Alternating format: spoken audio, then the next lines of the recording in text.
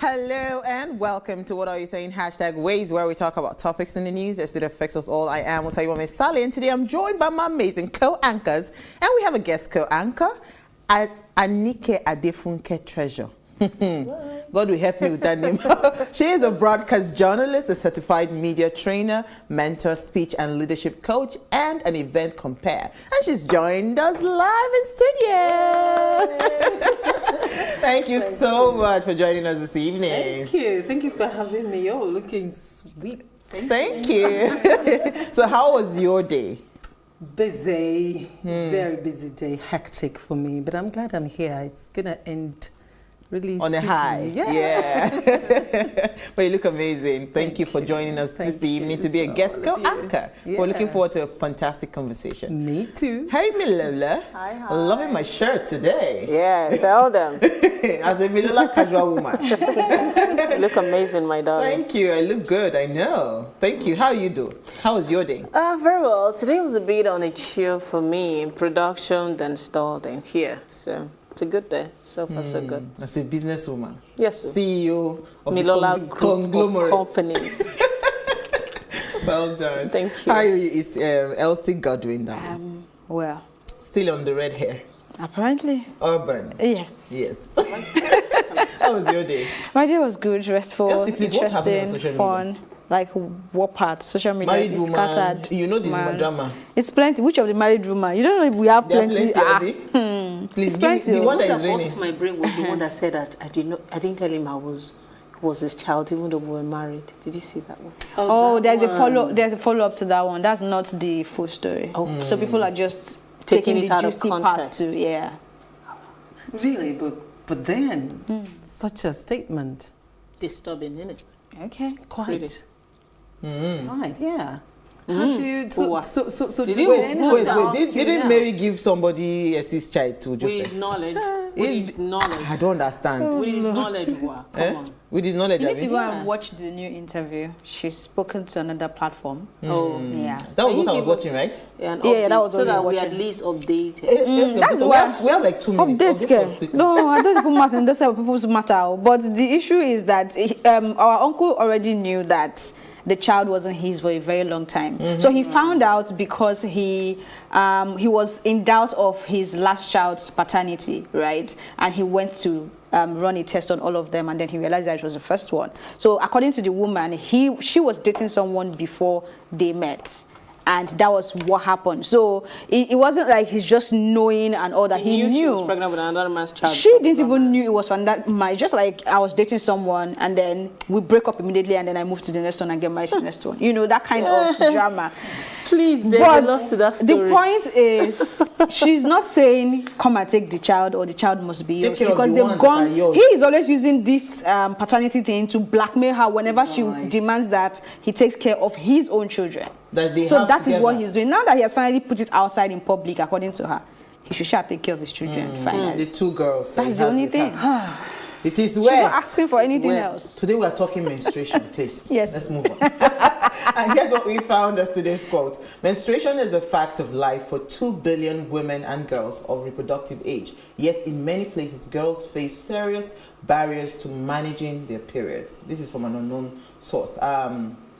Pain is the most common problem women have with their periods. More than half of women who have periods get some pain around their periods. Some women may get just a feeling of heaviness in their abdomen or tugging in their pelvic area. Other women experience severe cramps, different from premenstrual syndrome, that's PMS pain.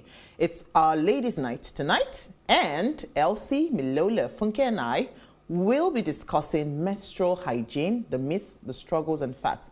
As we share some of our experiences, please allow us, we are women, and our struggles as it pertains to menstruation. And when we open our phone lines, we'd really love to hear what you have to say. But first, we'll take a break to see what we found in the news.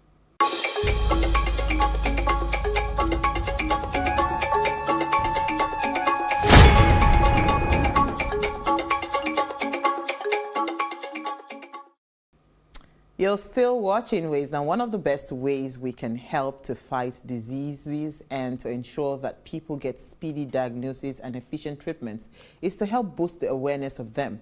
The more people know about different diseases and health conditions, then the more likely they will be to get medical help and treatment before it's too late.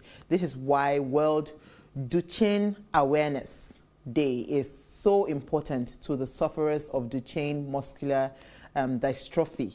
Now, this day takes place annually and always has a different focus. For instance, the day was recently themed around standards of care. So not only is it helping to raise the public awareness of Duchenne muscular dystrophy on the world, but this year focuses to help to put an expert to the condition and its treatment in the spotlight. So in case you're wondering what this disease is, I took my time to Google it. Duchenne muscular dystrophy, sometimes shortened to DMD or just Duchenne, is a rare genetic disease. It primarily affects males, but in rare cases can also affect females. Duchenne causes the muscles in the body to become weak and damaged over time, and it eventually fatal.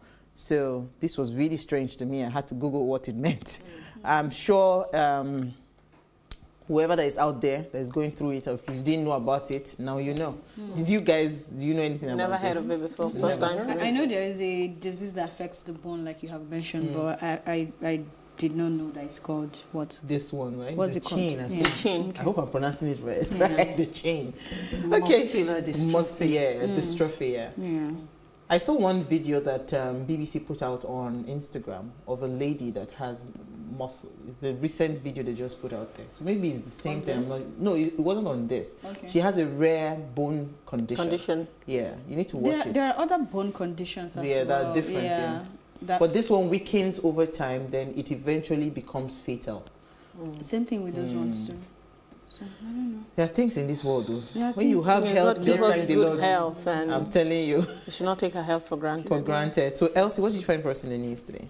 Okay, so the headline on Premium Times says cholera ravages Nigeria. The Nigeria Center for Disease Control announced a total 65,145 suspected cases of cholera, including 2,141 deaths, representing a case fatality rate of 3.31% reported from 23 states and the FCT as of 2nd of September 2021. Now, according to the weekly report, Bauchi, Katsina, and Kano State accounted for 73.2% of the reported suspected cases. So I think it was important for me to mention this because I know all the attention is going to coronavirus, but you cannot compare the recorded deaths to what we have with coronavirus, even in terms of the time frame of the reports, right? So it's quite worrisome. Although it is prevalent in the north, we all know cholera is a waterborne disease and it can be transmitted more when you have log of water, sanitation issues, unclean water and all that. So I just hope that enough can be done to save people's life because this is becoming very serious in the northern part of Nigeria. Absolutely. Yeah. Actually, very sad. Let's move on. Milola, what did you find for us in the news? What I found in the news is also from Premium Times, is a follow-on story about the doctor strike. I remember 2 weeks now we've been talking about this doctor strike and how it affects people. The strike started since the 2nd of August and it's still on for over 1 month now. So aside from the doctors, other people are being affected by the strike, and this is what the headline says. Patients, businesses suffer as Nigerian doctor strike lingers. So now this is a story, real-time narrative of people whose businesses have been affected by the strike, and it has to be, the report covers Lagos, Abuja, and different parts of the country.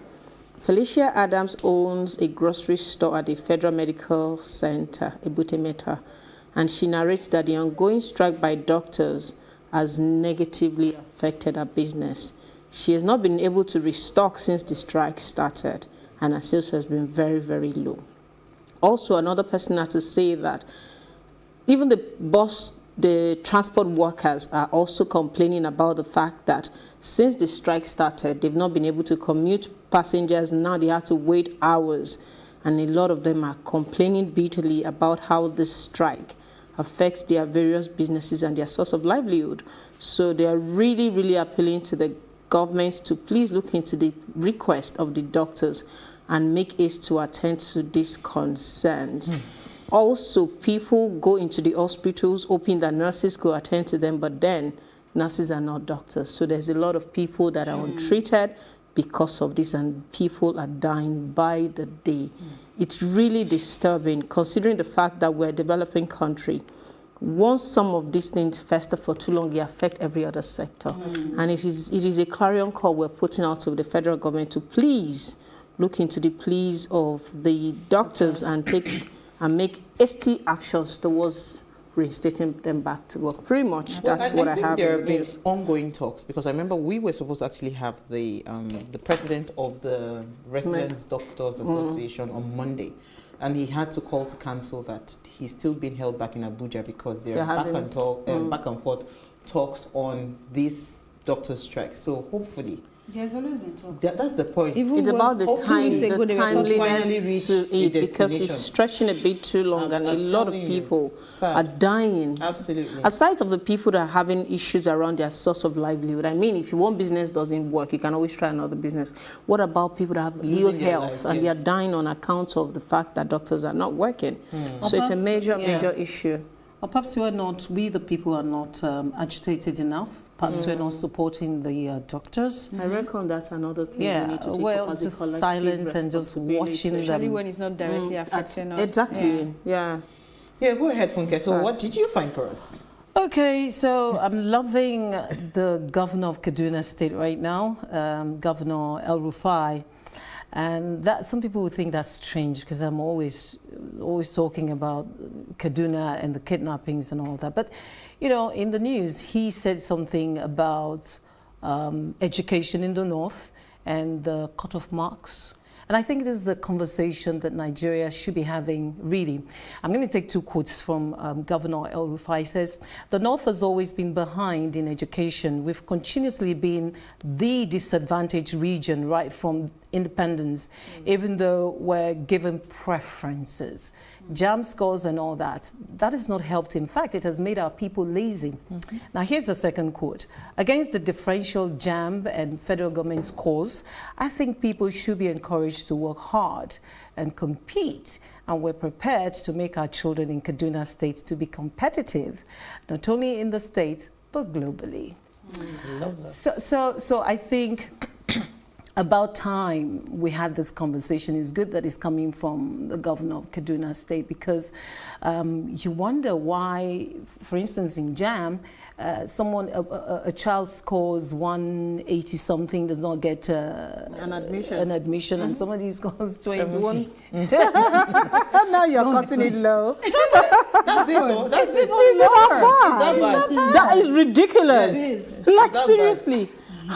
You know those people that let my people go score? And they have a quota. They must give them those slots. It doesn't make any sense. It makes no friggin' sense. And the ridiculous thing about it is that it's not only in tertiary, JAM, even for model Primary schools and all of this, there's this quota system that is just outrageously ridiculous. I don't know how they think they should be given a preferential treatment because they're from the north. It doesn't make sense. They've been doing it. They're not thinking it. It's what is happening. They're doing. I'm glad that, like you said, I'm glad that somebody like this is talking about it, because we've had this conversation. Trust me, people in the education sector have had this conversation over and over and over again. On what basis were they given the right to score less rules, man, and make it easy? You're asking questions that's $1 million question. This is a fantastic conversation. I think we will bring it back, because it's something that we must talk about. I don't see. These are the minds that are ruling the affairs of this country. When you help people in that light, you only make them mentally lazy. Do you understand? You must give every child the same platform. Yes, the same treatment. Give every child. Then the ones that would push themselves, they would push themselves and they will get better. But if you keep on telling them, don't worry, make even it if you have 10, you get pass. admission. Yes. I'll keep having 5. Even 0. So then the entitlement. Oh my God. Yes. Yeah. You know, my story is actually very disturbing. interesting. I like the story. It's good news for us, and it's a win for us women. Okay. Yes. Camilla, the Duchess of, what's her name again? Duchess of where's she from? Duchess of Cornwall. Cornwall. Yes, Ah. yes, the wife of Prince Charles, right? She has accepted to be the patron of Mirabel Center. Yeah, For I'm those so that do not happy know, about it. yes, so I'm happy. I'm so happy.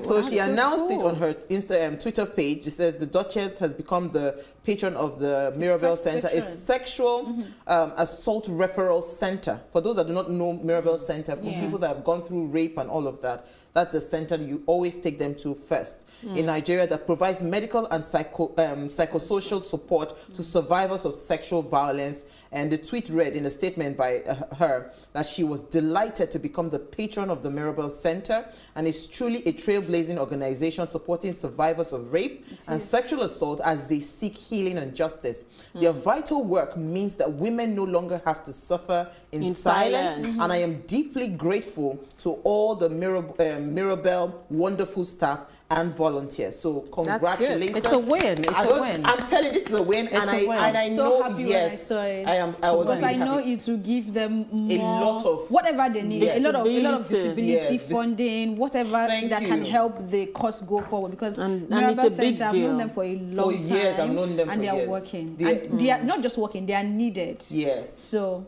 And I think it's a validation of their work so far. It's sometimes it could be a thankless job, you know, and you have attacks here and there from people even that you're helping, because sometimes even the victim doesn't want to, you know, doesn't want you to help. Yeah, they fight them sometimes. Yeah. That So- leave so- us, we don't want Yeah. to. Yeah. So this is actually a win for them. I'm very happy because this will open opportunities. You know, because one thing that these kinds of centers would always need is access to some kinds of, you know, even outside of funding, support. So legal support, so many support. So having her as a patron, it will open a lot Even of our doors for them. government will start paying them more. I'm telling you, Yeah. I'm telling you. So So Because there's something congratulations. Abroadian about them. Yes. No, anything that, yeah. anything Not that, just Abroadian, not just Abroadian, from the royal home. it's not a small feat. It's not a small feat. So congratulations It's a win again for to her. Mirabel Center. Yeah. This is a win. I'm so happy to have taken this news. All right, so we'll take a break now. When we come back, menstruation. What is the thing exactly like?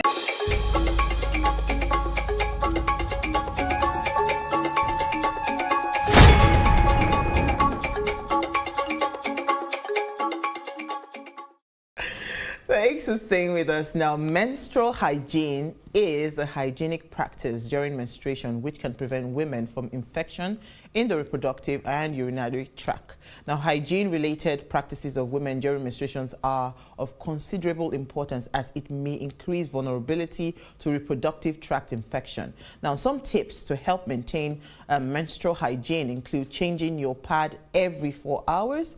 If you use sanitary pads to soak the flow during your periods, remember to change it often. Now, clean your reusable pads properly if that's what you use, you know. And also, you can keep your vaginal area clean. Never use 2 pads simultaneously. Always wear comfortable and clean underwear. Now, all these are nice tips to note, but sadly, so many young girls and women have real struggles and beliefs that are disempowering. You know, some myths that are disempowering to them about menstruation, and you know that's why we're talking about this conversation today. So, if you know anyone or you are a woman struggling, this is for you. So, let us hear what you have to say. Remember, you can join the conversation. Send us an SMS or WhatsApp to 081-803-84663. So, because we have a guest in the house, we're going to give her the floor to set the conversation, you know, to set the foundation of the conversation. So tell us, first of all, why do we in this 21st century, we still have, I mean, when I heard some stories, because I know a lady that does, she uses charcoal to make sanitary pads. Yeah, reusable. So you wash it and you reuse it. I mean, when she started telling me the stories, how she goes to IDP camps, you know, so she's looking for people to support and all of that. When she told me some stories, I said, is a lie.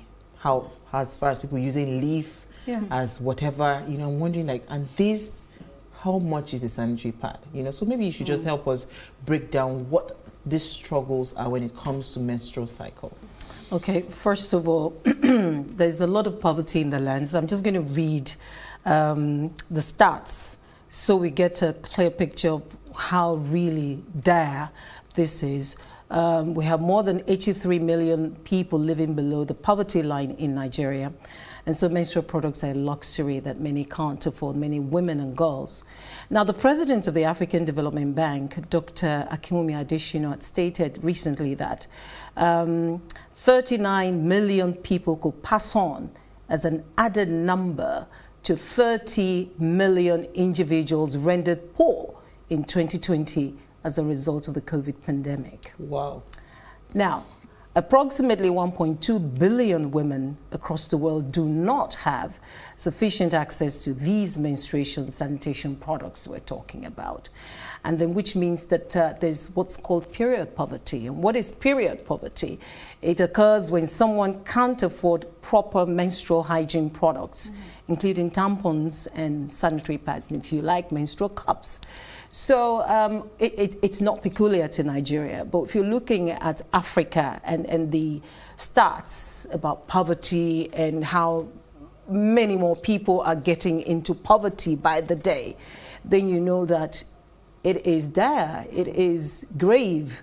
Our women, our children, especially our girls in schools, school-aged children are struggling with properly maintaining hygiene during their periods.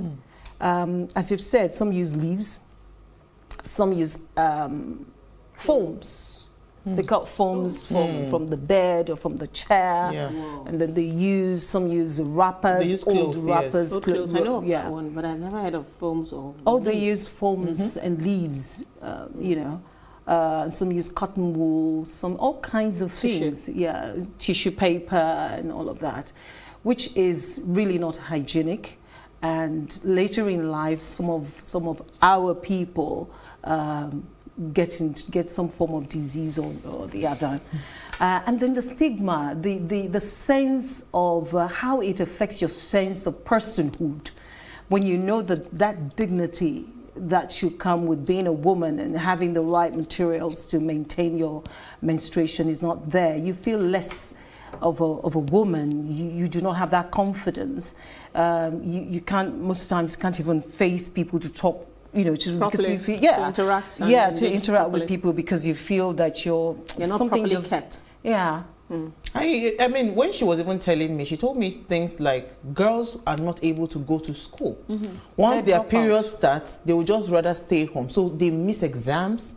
So if it's exam period and exam time and the period comes, they just say, you know what, I'd rather stay home. So they are deprived of schooling just because so I was not wondering, like, if it ends there, it would have been nice. It would have been okay. But you see, once a girl misses school this month, 2 months after she misses school, another month she misses school, at some point she's not even going to bother anymore. She's not interested anymore. She just say, look, you know, can we do something else? And so we continue to have girls out of school, that's out of school children. Then the population of such children increases. And then if you look at the women, you know, the 21st century, we can't afford to have women who are not empowered. And how can you be empowered if you're not educated, if you do not have the right skills? So what I and my friends in the media are saying now is, look, can we provide sanitary pads for girls in, you know, junior secondary schools and senior secondary schools? That sounds like a project we'd like to take on. You know, because it's a major concern. I remember when we were in secondary school and a bunch of us used to use clothing, you know, and tissue. It depends on the kind of secondary school you go to. You would find, I remember there was a particular lady, you could tell because she was a house help. So the last thing she can afford is a sanitary pad. Then fortunately for me, I didn't get to start the cycle pretty early. I started really late. A couple of my friends were already on and I was just watching them like, sorry, how do you guys handle this stuff? Anyways, but I remember this particular girl, her name was Rashida. And she would be really, just like when you talked about girls becoming uncomfortable and unable to come to school. I can relate firsthand because I used to observe her during the time. She would have a uniform a bit too bulky because of the layering of old clothes that she's packed her underneath with in order to collect her period cycle, you know. And I know that whenever she's on, she's very, very withdrawn, and she keeps away from everybody else. And I noticed that because whenever I use it, I'm like, why are you not relating? And they say, I don't feel like. And then I check her.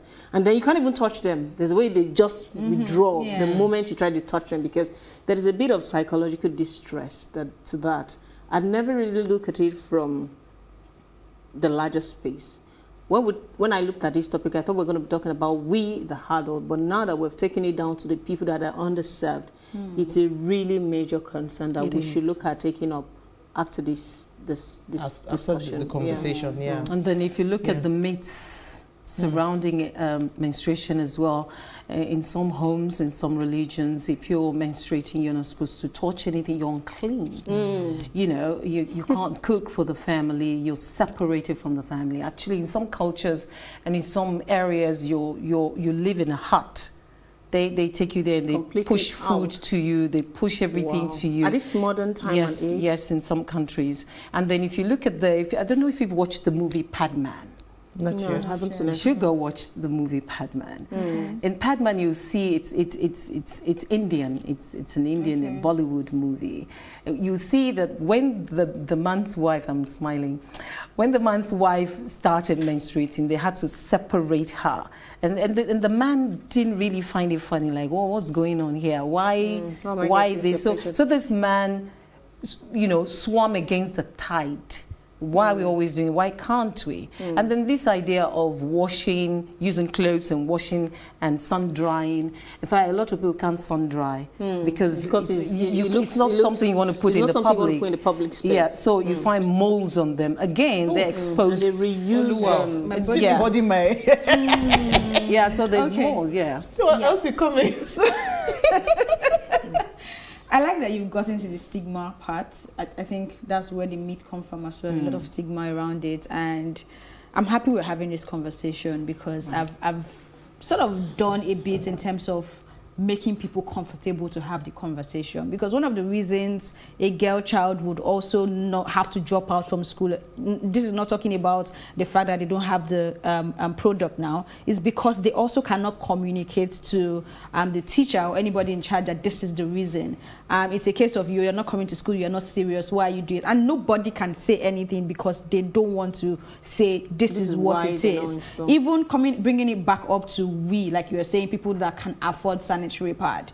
When a person sees you with a sanitary pad, it's like, there's a bit of it. I was going to bring There's a bit of it. I'm like, why do I We literally have to hide it to use. You have to hide it to use it. Even And amongst us adults. it is sad because now that we're getting deeper and we're talking about the gory situation, if I can use that word, it is extremely sad because for me, it makes me begin to imagine me in that situation. I never was in a situation where I couldn't get sanitary pad, and that's when growing up all the formative years. But I know there was a time that this hustle was blowing me one time and I knew that I couldn't get it for that month, and it was a big deal for me. So which is why initiatives like this really gets to me, because people assume a lot that once you're wearing clothes or you're walking around, there was a time I wanted to do something around taking this same sanitary pad distribution to the university,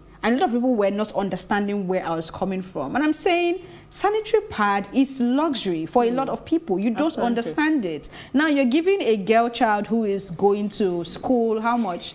Maybe 20,000 naira for upkeep. I'm not saying you've not done enough, but it's just to show you that there is a gap.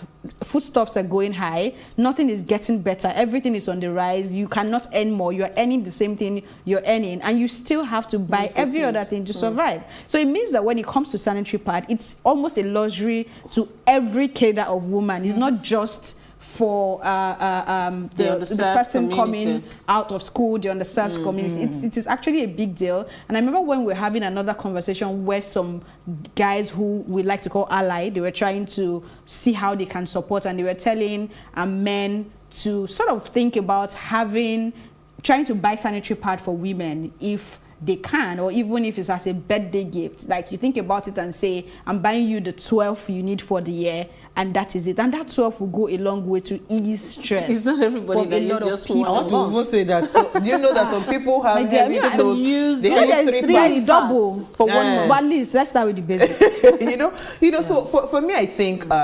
why this conversation is actually important to have is that, first of all, I want to demystify.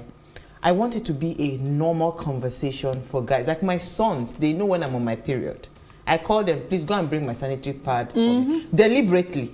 You understand? Because all those things that you have to do hush hush and you have to hide, you have to know. You need to understand that It's this is part of what, who because a there woman is no single woman on earth that does not, except maybe there's an abnormality. Yeah. There's a Do you medical understand? condition. There's a medical condition. Every woman should see blood every month. The That is thing the, is- you know, so, but a lot of times we do this hush hush things. The guys do not understand the struggle, because sometimes, even for me, I get mood swings. Even I forget I get bad mood swings. I don't want to talk to nobody. Do not come close to me. I mean, when I started getting older, things I never experienced with menstruation, I started having very sore chest. My, you know, it's so painful. When So you don't say even you get come. older, I'm wondering how old. No, I'm saying as I'm getting older, and I was in my 20s, I was in my teen. Now I'm in my 30s. Yeah, You know, I'm in my 30s. I'm not that old. I'm saying that when I started We getting don't say older. you're old. I'm supporting you now. Which guy You know, so now you now picture that a girl,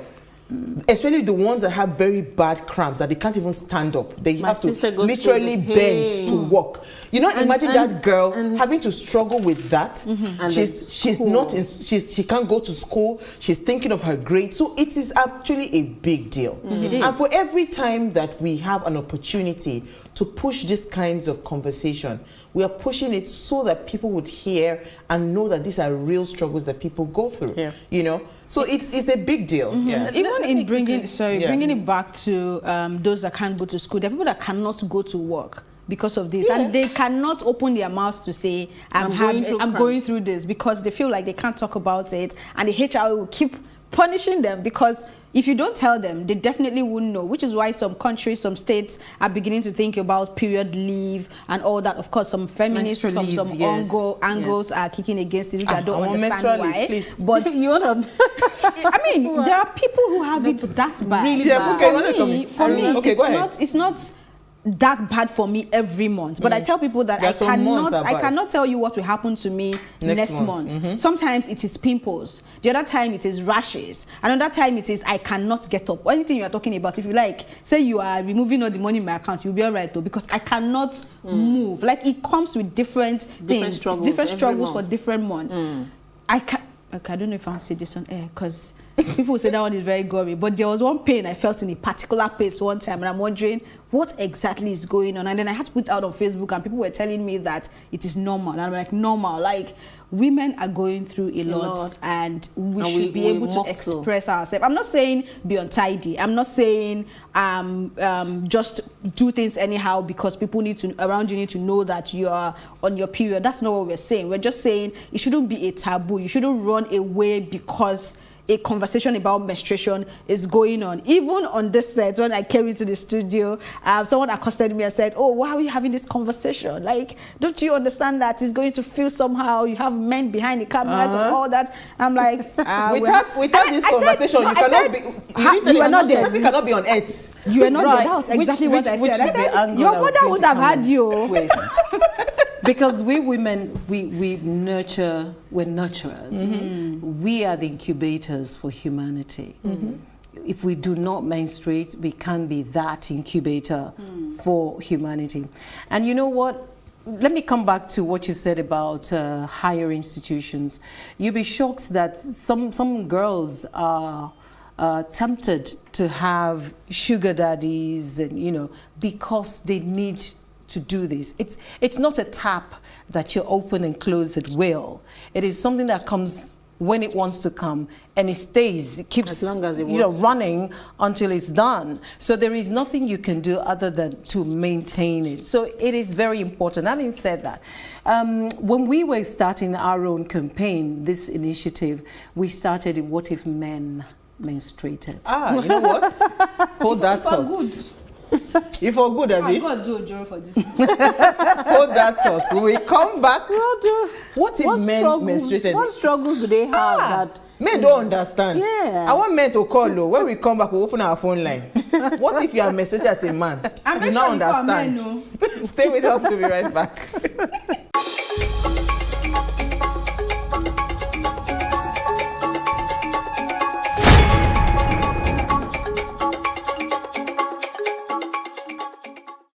Welcome to The Breakfast. A breakfast where we unbundle top and big stories of the day. Is vaccine the only way out of this pandemic? No, definitely not. Many Ghanaians just want a peaceful election and they are hoping there will be no rigging. There is nothing bad in borrowing for infrastructure. The minister added that he was impressed. Please come and see yourself what we are doing with the money we are borrowing. It's very important. The way we brand ourselves is the way people will carry us. It's just the driver of the two vehicles that were completely bought. This one was here screaming. What do you recommend the government do to support this sector? Direct intervention, that's what every government all over the world has done. We are not a parallel security structure. A multiple core is a complementary core. What I will not encourage Christians to do is to carry dagger and follow anybody. No. Join us on The Breakfast, 7 a.m., Monday to Friday. Thanks for staying with us. Now, if you just tuned in, it's our Ladies' Night Out, and we are asking, or we are rather sharing challenges that women and girls are facing, especially as it remains a common struggle amongst our gender as women, right? It's a struggle. So, I love Funke's question before the break. She said, what if men menstruated? So please let us hear what you have to say. Remember, you can join the conversation. Send us an SMS or WhatsApp to 081-803-84663. So our phone line is now open. Please, when you call, do call us on 07025007749. 07025007749. Please, when you call, turn off the volume of your television. Say, I take God beg you. Da anla da annabi. Biko. Turn off so that we can hear you and you can hear us clearly. Turn off the volume of your television. Now good. All right, so you were going to say something, my dad. So what if men menstruated? I mean, let's just create scenarios. I'll create mine, you create yours, you create yours, you create.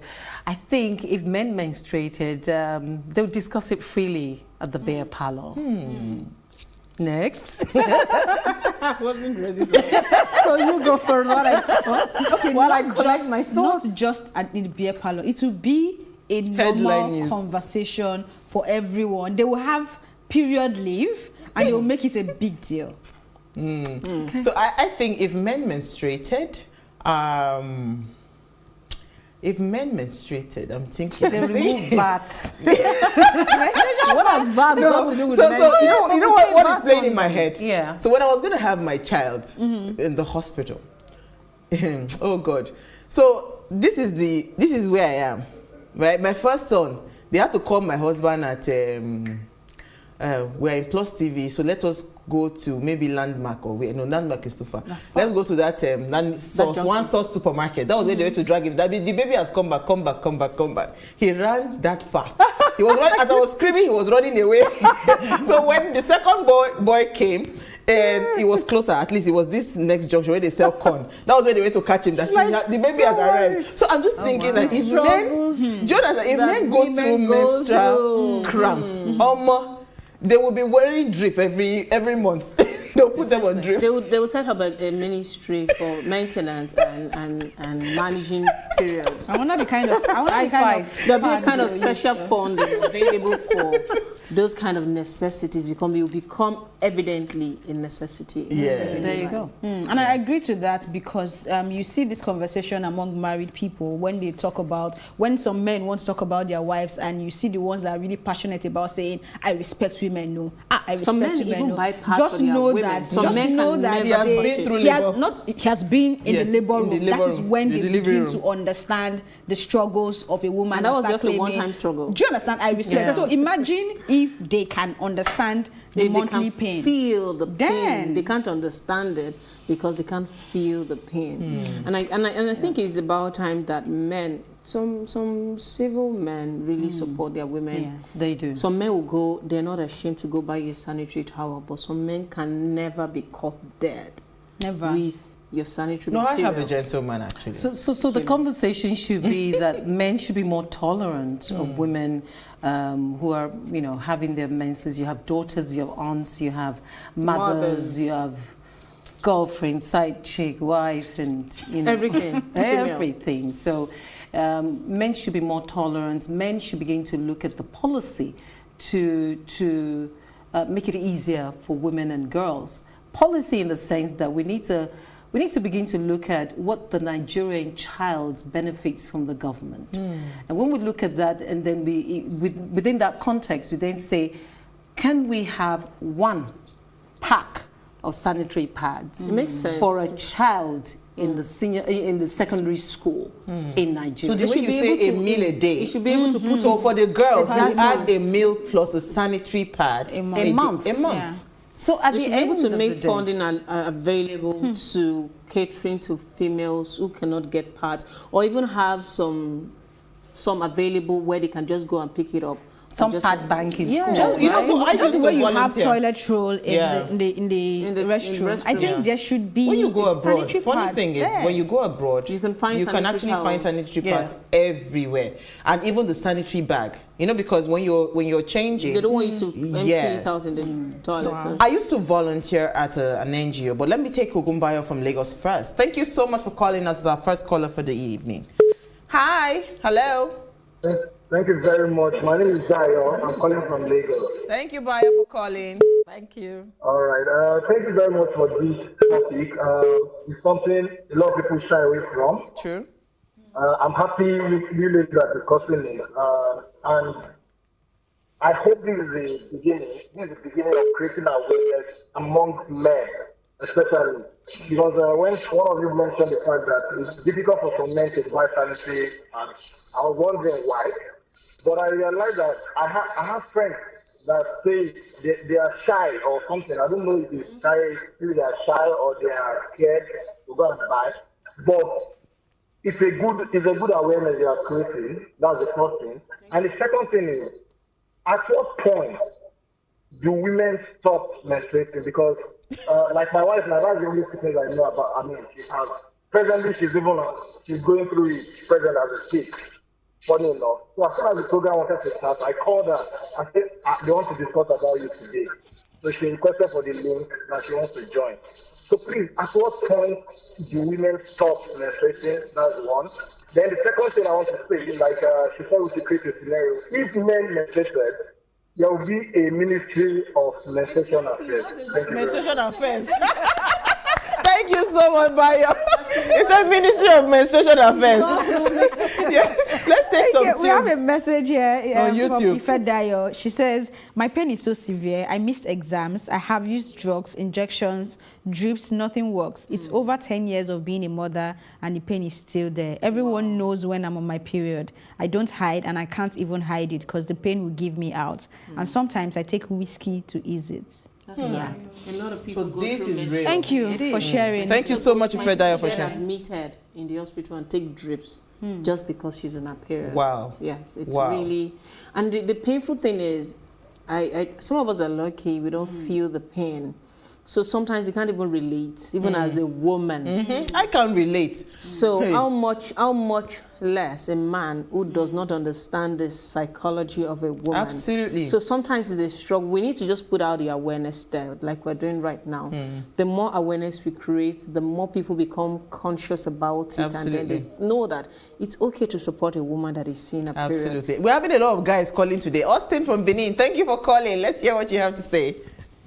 Oh yeah, good Oh evening. yes, say oh. Okay, I'm going to be funny a little bit, if you don't mind. Go ahead. So, why are women not calling? Why men? But we love it that you are calling. We are talking. Women are talking. So we want to hear the men calling. Okay. Okay, so the truth is that scientifically it has been proven that women are stronger than men. Thank you. I'm sure that's why God gave you people that role. Okay? God knows that if it was the other way around, maybe the men would not be able to stand up. They will not be able to cope. I think that's what I can say here. Then let me conclude by appealing to the management of this television station once again that we would like this program to be like 1 hour, 30 minutes or 2 hours, please. Thank you. Thank you. Good night. Good night. Good night. Austin is always advocating. He show we want to stay you know, but thank you so much, Austin, for calling. So, this, I mean, when I listened to Ifedayo's message and what Dami said is so true. I never, ever, when I say I am on my period, I'm not on my period, it doesn't even change anything for me.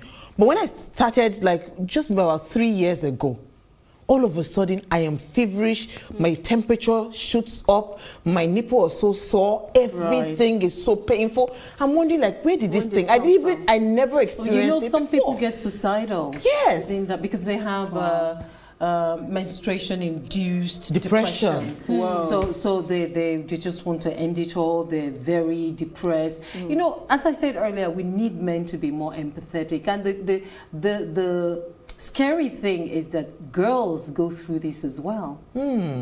For women, you can handle it, but how does a girl tell you that, mommy, I don't know, I just want to die?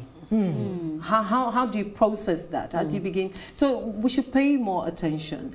We should pay more attention to stigma as well. For example, the girls who go to mixed schools, you see them use cardigan to tie around on their waist, because when you see that, just know that something has happened. That's and the very boys common. know. The boys know. And so they mock them. They're jeering. Yeah, no, not all boys. Honestly, I'm raising champions. So. Well done. Oh Mama. yes, please. I'm very proud to say that, because my children need to understand. My husband actually sat them down and educated them on menstruation, because they are teenagers. They would meet their classmates that are menstruating. So you would know once you see a girl is stained. I mean, I've seen guys that will run and give their jackets to the girl that there's something behind you, you know. Yes. And again, so it's not.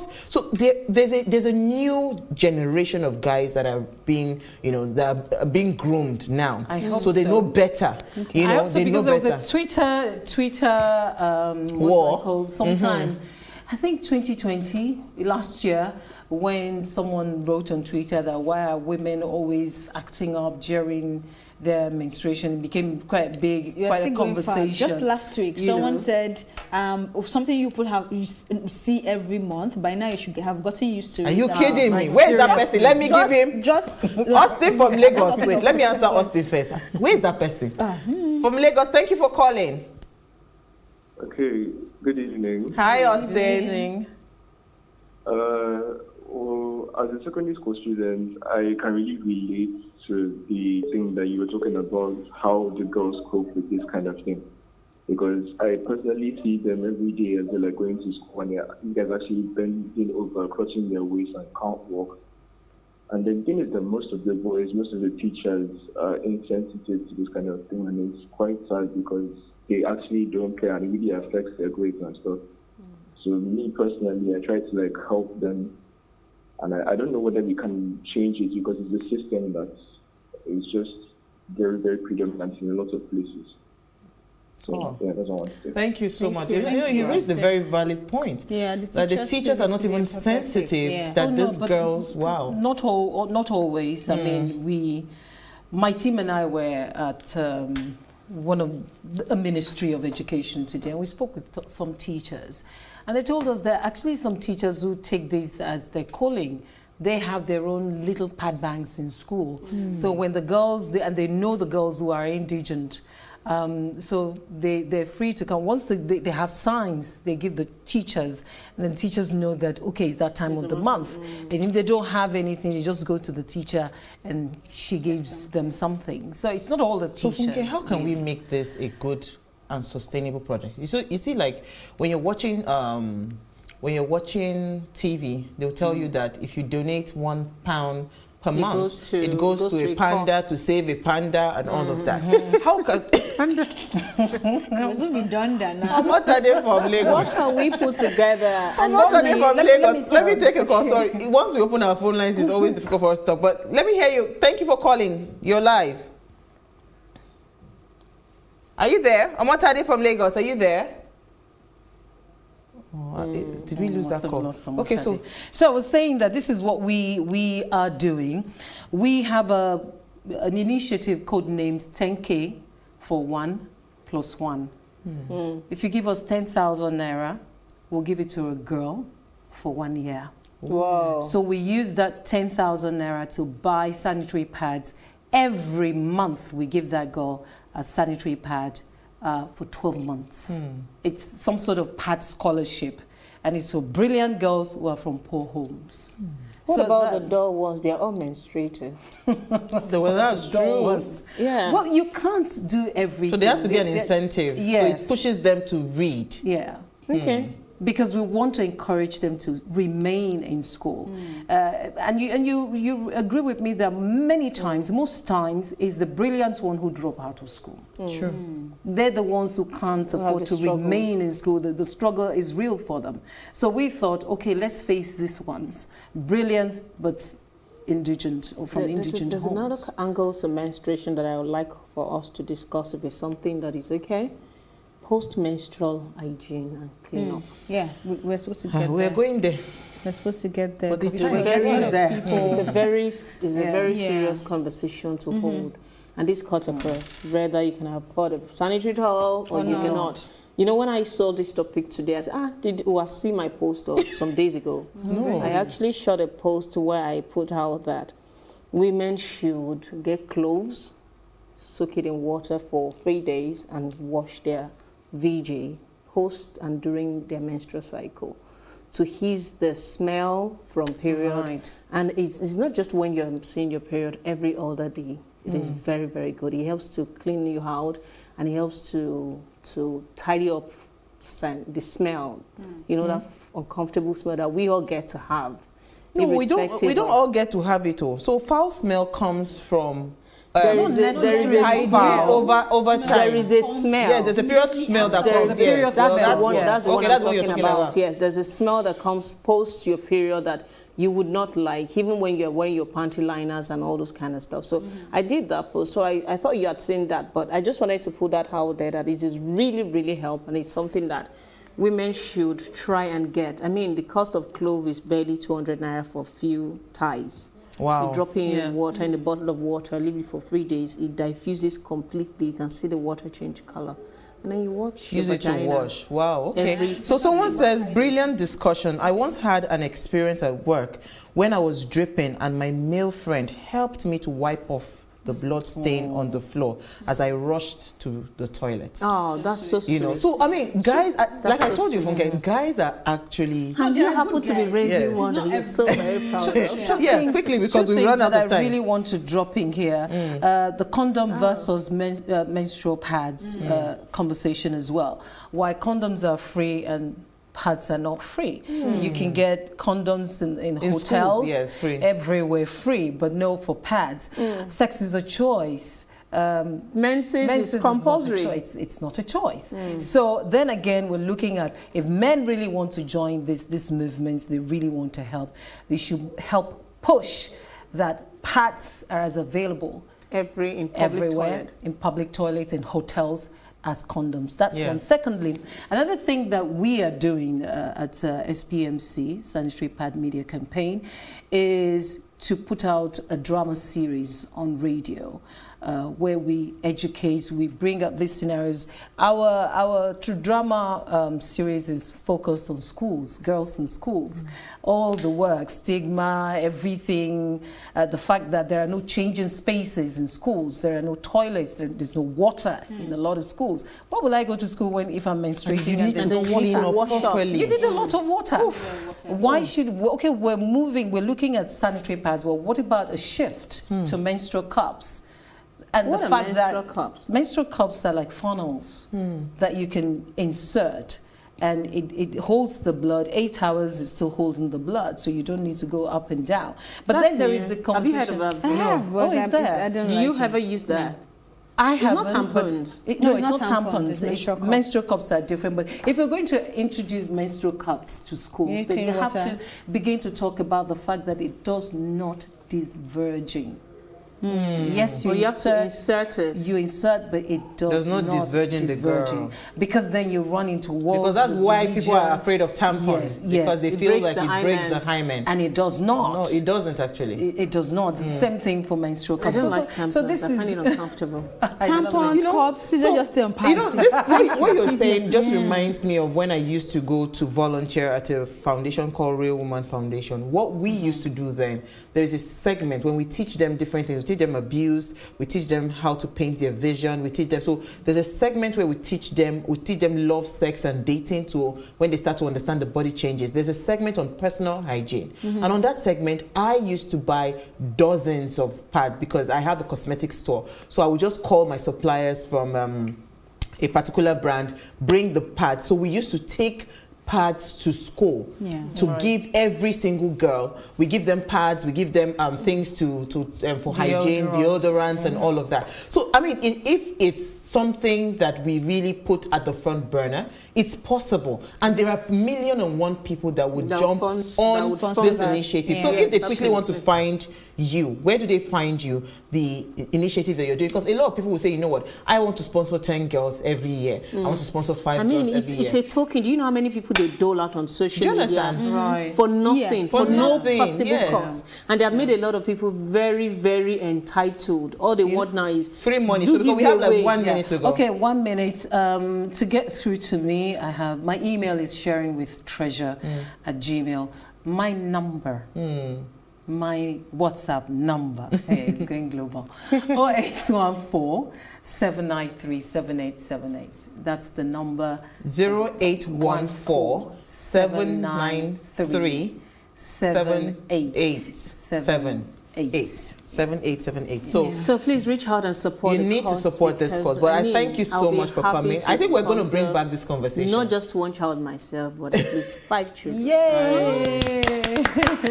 Because it's a token. Nice. I mean, it doesn't cost a lot. It doesn't cost a lot. Thank you so much. So we are going to be doing more of this because this is why Ways was birthed.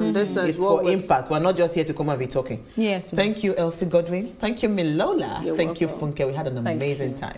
All right, so thank you to everyone that called. Sorry for the ones that we couldn't take your calls or messages. So before we go, do ensure you follow us on Instagram. It's at PlusTvAfrica. You can interact with us further, drop a comment. If you want to also partner with Funke on this, just chat us up on Instagram on direct message. We'll get through to her for you.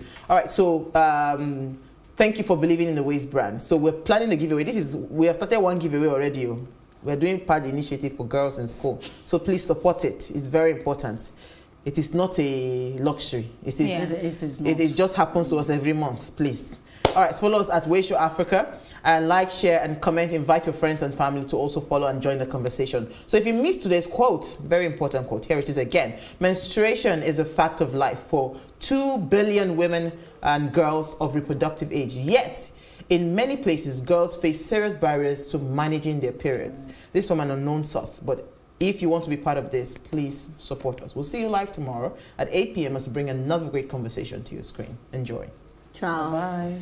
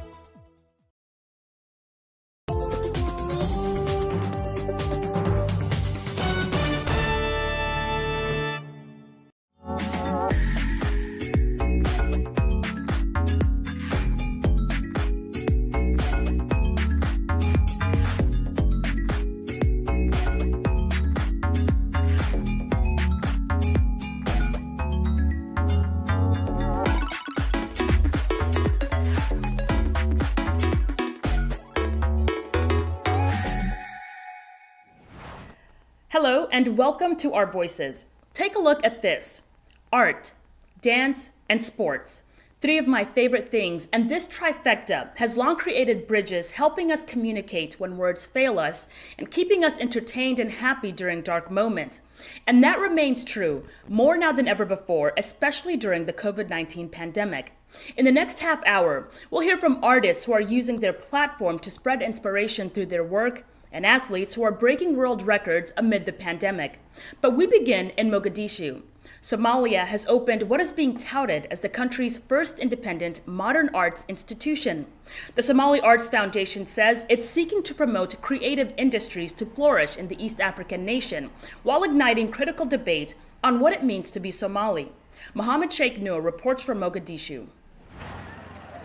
25-year-old Firdousa Hussein is a rare female Somali photographer. As Hussein captures Mogadishu life through her lens, she also attracts curious onlookers. When people see me carrying a camera, they say, "Shame on you. This is not the work of a Somali lady. You are tarnishing your reputation." But when I meet my female friends, they usually say, "Please go ahead. You are doing a great job," since they understand my focus is telling women-related stories. Hussein and other artists got a boost in September with the opening of the Somali Artists Foundation, the country's first independent modern art institute. Plans to give artists like Hussein a much-needed space to show their works.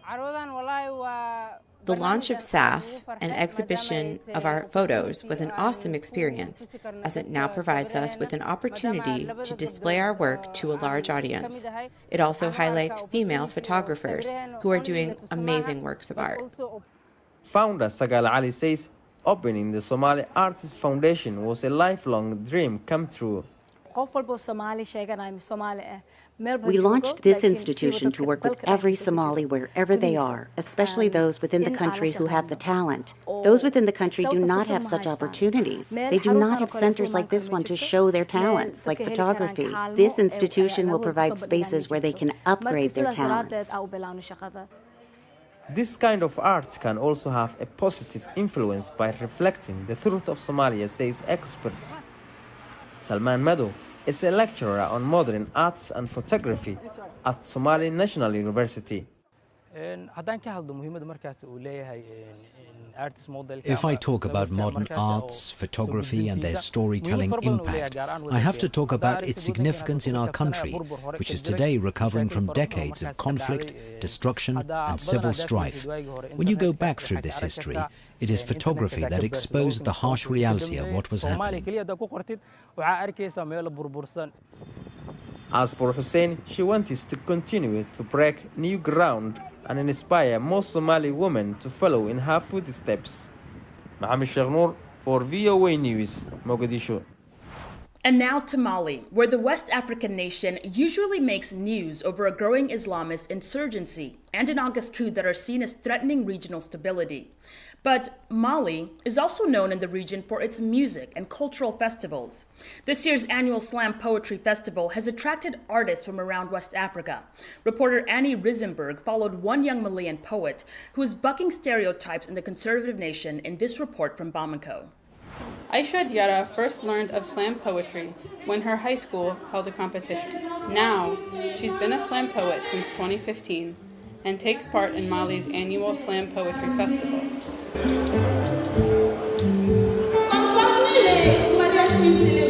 The poets, like Diarra, perform spoken word poetry in front of an audience and judges. She sees her art as a form of activism, meant to highlight the lives of Malian women and girls. The subjects that I talk about, often people think that they're too bold. When I talk about circumcision of young girls, it's generally a taboo subject in Africa. They think it's too bold, but others congratulate me because there are many who do not dare to venture there.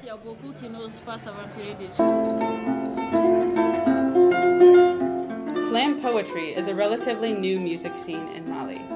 A country with deep musical and oral traditions, Mali is regarded as a musical crossroads in Africa. Slam first appeared in Mali in 2006, years after it gained popularity in the United States.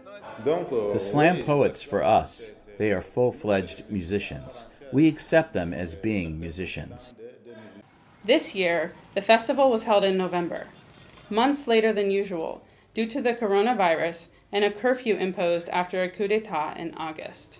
Diarra performed on stage for the first time in nearly a year. I have joy in my heart. It's like a child who could walk, and suddenly he fell ill and couldn't walk. Later, the doctor tells him that he will walk again. You can imagine the joy. So I have this joy.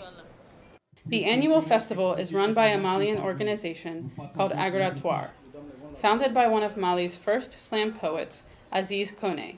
As you know, everyone knows it. Since 2012, Mali has been weakened by a security crisis, by a social crisis.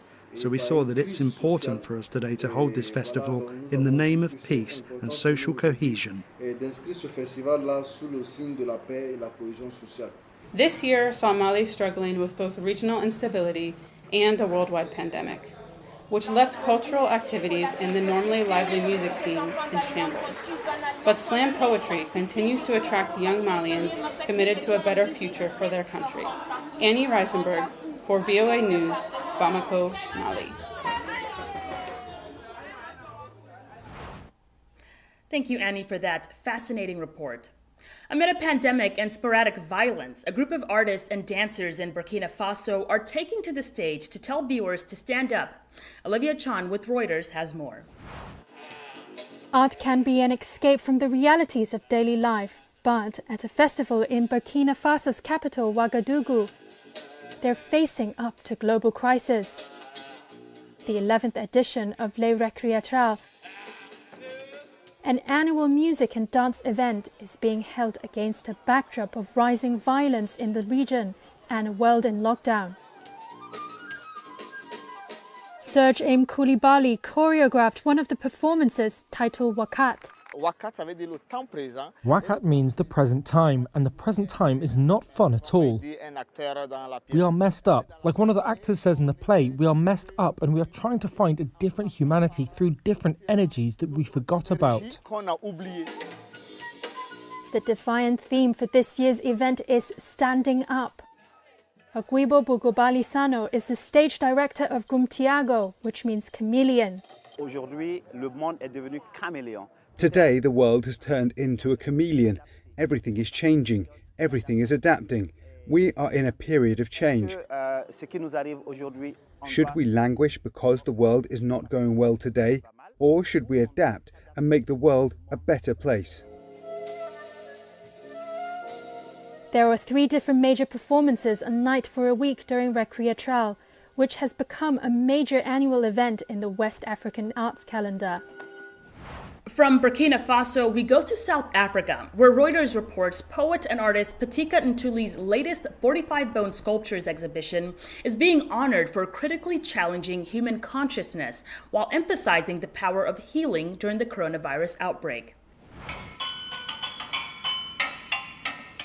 Patika Ntuli's Animal Bones exhibition, titled Azibuyele Emasisweni, which loosely translates to Return to the Source in the Zulu language, is a way for Ntuli to use African spirituality to connect with the origins of human life. The 78-year-old spent 3 years creating the sculptures long before the COVID-19 pandemic, yet for him they are an apt response or antidote to the current socio-political chaos around the world. And COVID is helping us to sit down and to meditate about the state of the world, the state of who we are, as a people, who we are in a sense as a country. Ntuli says his sculptures are meant to encourage society to resolve the issues of greed and corruption. Here, I am a Sangoma, I'm throwing down the bones in order to divine the state of the nation, the state of the universe, the state of our environment, the state of our own mental health, as to what exactly happens. We have a pandemic here that is threatening our lives. Hundreds of thousands of people are dying, yet there are still some people who are using the money for the pandemic, in order to corrupt it for their own children and they themselves.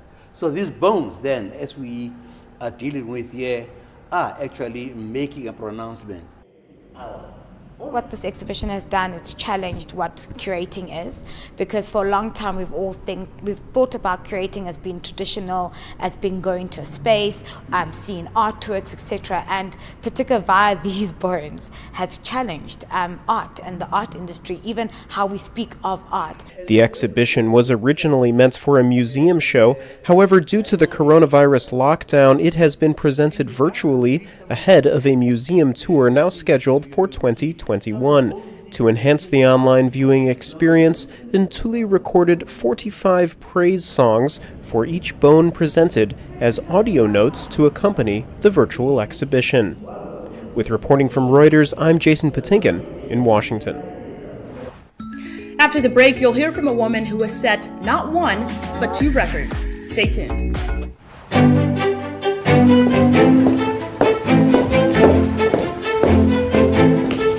Being part of Our Voices is about more than just sitting here and talking about women's issues. It's about listening to them and bringing their opinions to the table and making sure their voices are heard. Because our lived experiences, our stories, and our voices will help shape the next generation.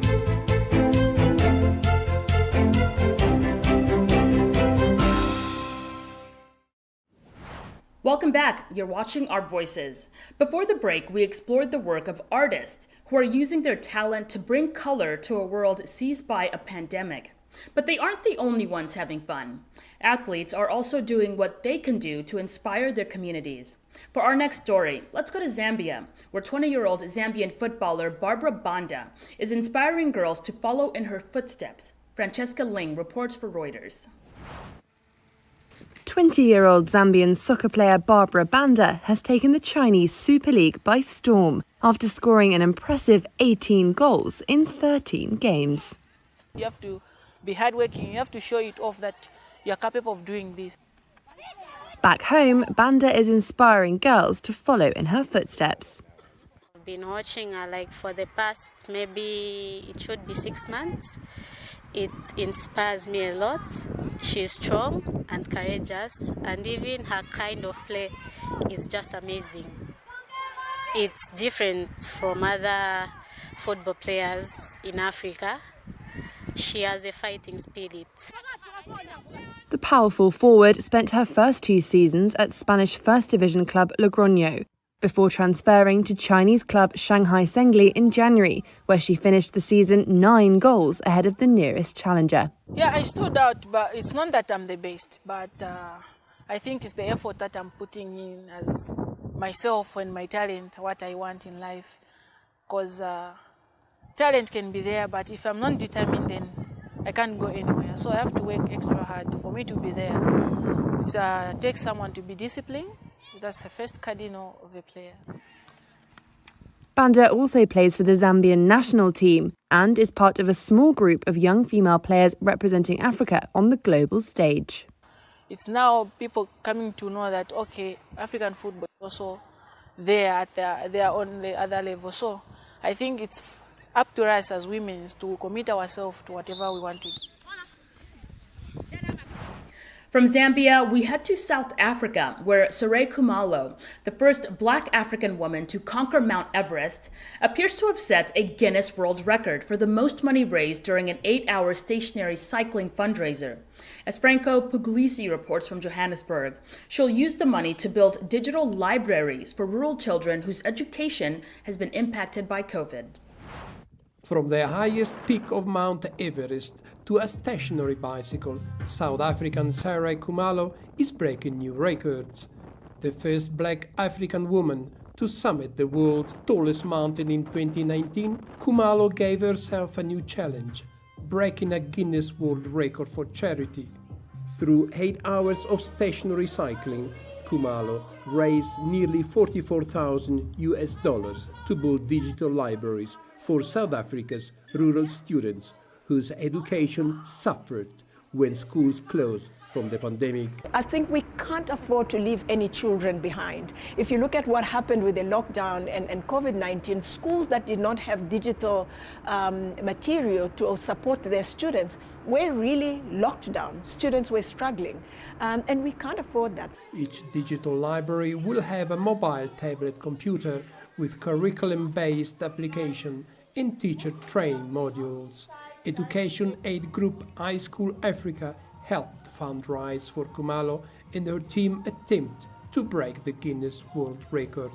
We worked in partnership with the schools, with donors, with sponsors, to really change the way we teach and learn and to look for solutions in a very challenging environment. After 8 hours on site,